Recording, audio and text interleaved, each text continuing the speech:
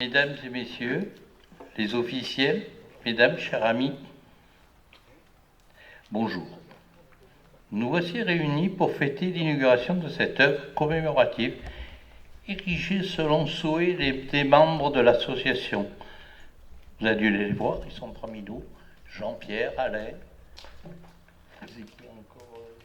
Jean-Pierre, Pierre, voilà, qui est là. C'est eux qui ont œuvré pour bâtir ce stèle. Nous voici donc réunis pour fêter l'inauguration de cette œuvre commémorative dirigée selon le souhait des membres de l'association des anciens élèves de l'école Firmin-Marmot. Tout d'abord, en tant que président de cette association, je profite de l'occasion qui m'est offerte pour remercier d'une manière générale la municipalité de Brive pour tous les moyens humains, techniques et matériels, ainsi que financiers, mis à la disposition de notre association depuis sa création.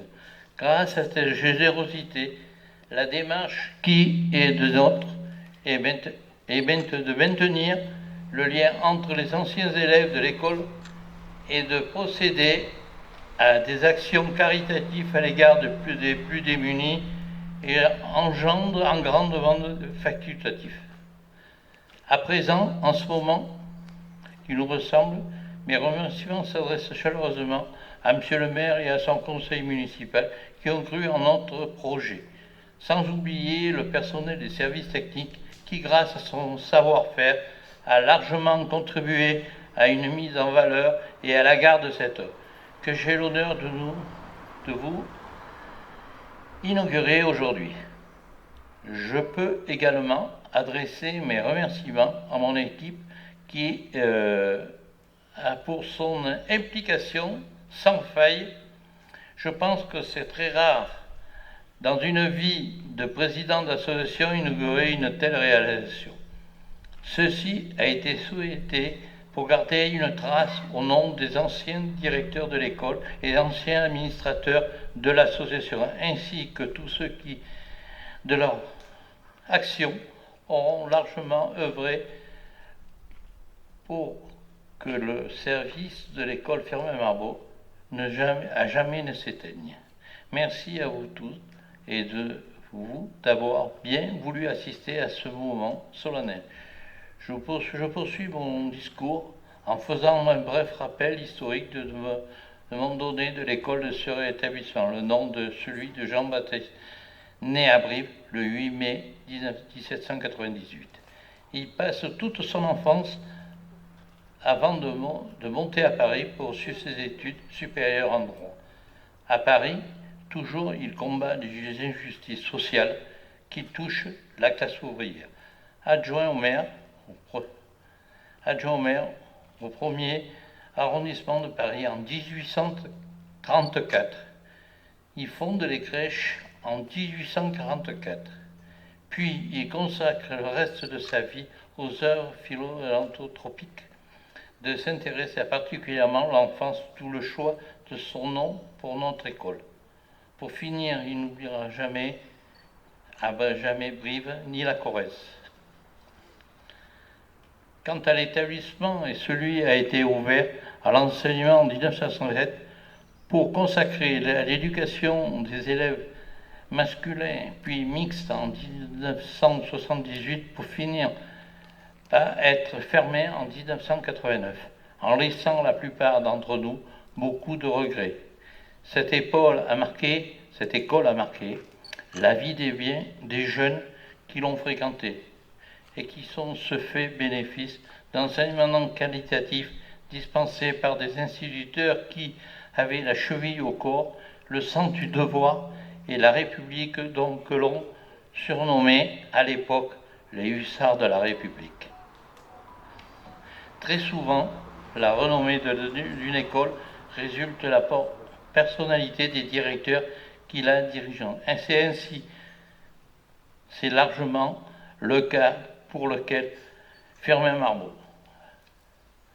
en un âge où un enfant d'ouvrir de la vie, comme son éducateur apprend la discipline, l'image forte du directeur d'établissement, ainsi que son esprit, et se transforme au fil des ans d'un souvenir au moins agréable selon les individus, qui se rappellent avec nostalgie à l'époque primaire de ce moment d'une certaine insouciance ou récréatif, en se poursuivant pour un camarade pour jouer au foot ou au billet ou au rugby dans la salle, dans la cour, pardon.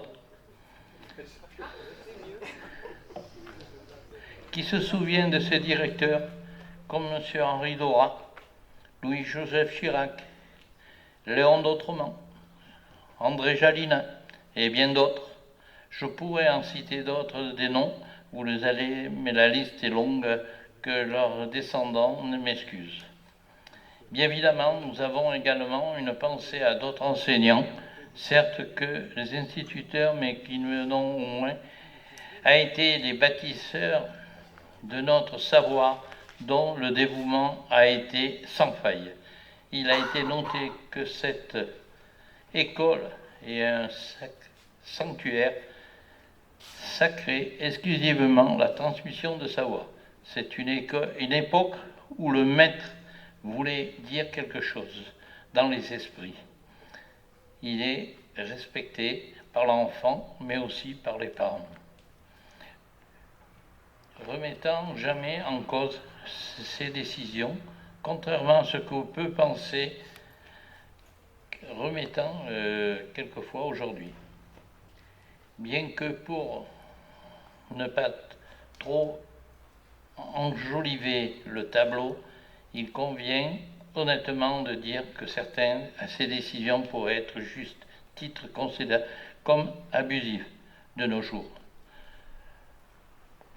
Pourquoi qu'il en soit, le respect, afin d'accompagner bien souvent, parle de l'admiration pour les enseignants, à la fois la plupart des enfants, mais aussi de leur famille. Pour conclure, monsieur, mesdames et messieurs, chers amis, je voudrais encore une fois vous remercier de votre présence. Madame la première adjointe, mesdames et messieurs, chers amis, d'abord, ça fait plaisir de vous retrouver dans cette école Firmin-Marbault. 114 ans de vie depuis sa création en 1907, restée quand même ouverte 94 ans, mais elle n'a jamais perdu le fil, c'est-à-dire le fil de l'éducation, de l'enseignement, à travers les années, les dizaines d'années qui sont derrière nous, puisque après l'école, en 91, on décida à l'époque d'y installer le centre d'information et d'orientation, et qui s'est vu succéder au centre culturel de l'enseignement des arts plastiques, qui est ici installé, qui est un service du service culturel de la ville de Brive, dont on est assez fier dans son utilité, son implication. Alors cette école Firmin-Marbault, elle parle à beaucoup de générations, donc ces générations dont certains ici sont là pour témoigner de ces très belles années d'enfants passés ici dans cette école, dans cette cour. Alors il y avait des noms, tout à l'heure je disais à Jacqueline Dorat, mais finalement, ce Henri Dorat était-il ton grand-père? Je pense qu'il faut que tu cherches. Oui, il faudra. Il faudra quand même, parce que autant Jalina, ma chère Ali, je sais que c'était ton papa, donc, et donc le papa a donné aussi l'envie d'enseigner à la petite fille. Et d'ailleurs, je lui sais gré, puisqu'elle a été ma professeure de français. Donc voilà. Fille d'Autremont aussi, qui est aussi parmi nous. Donc voilà, c'est ça aussi, Firmin-Marbault, c'est à travers les années, on ne perd pas le fil, on est dans la tradition, on est dans le souvenir, et à perpétuer aussi l'œuvre collégiale et collective dans la transmission aussi de génération en génération. Donc c'est quand même un geste extrêmement fort. Je ne connais pas, à titre personnel, d'école à Brive où on cultive autant de souvenirs et les anciens qui ont ici se sont engagés et avec les élèves qui ont parcouru les différentes classes d'enseignement. Donc pour nous c'est important, et la ville de Brive, quelle qu'elle soit, Jean Charbonnel, Bernard Murat, Philippe Noche et nous aujourd'hui. Alors comme on n'est que de passage, j'espère que ce passage se poursuivra, mais il n'y a aucune raison pour que la ville de Brive ne reste pas proche de cette école publique, qui était aussi une école publique des années Jules Ferry et qui était aussi des écoles de la République et la place de l'enseignement avec les valeurs que Bernard Lanissi tout à l'heure a développées. Et en tant que fils d'enseignant, on s'est gré à cette période qui parfois peut nous faire rêver. Je ne dis pas que l'école d'aujourd'hui est différente, Madame l'inspectrice, nullement, mais peut-être que certaines valeurs ou certains repères ont changé. Je ne sais pas à qui est la faute. Voilà, parfois on a un peu le souvenir de ces années-là où on avait le respect du maître, parfois la peur du maître. Mais Dieu sait que parfois le respect et la peur pourraient être des valeurs qu'on pourrait connaître encore aujourd'hui.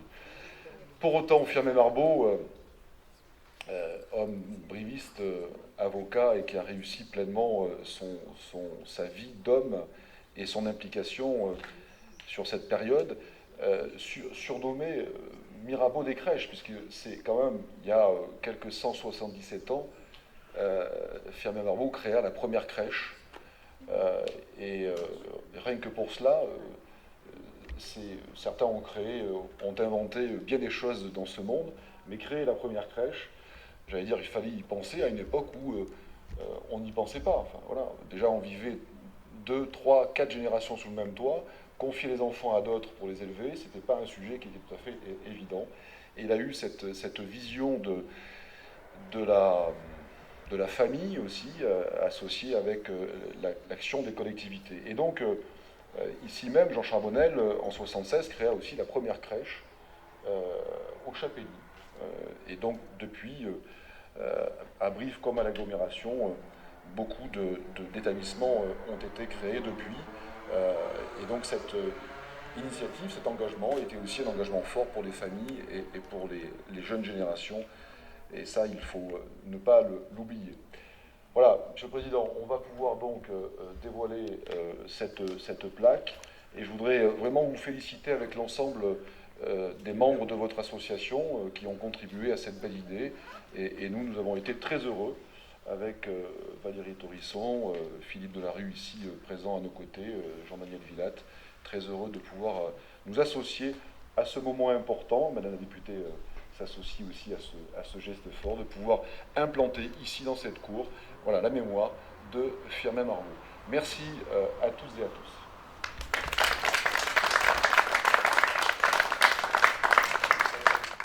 Voilà, bravo. Et alors voilà, eh on va ouvrir le... Tirez, c'est juste un scotch. Voilà, très bien.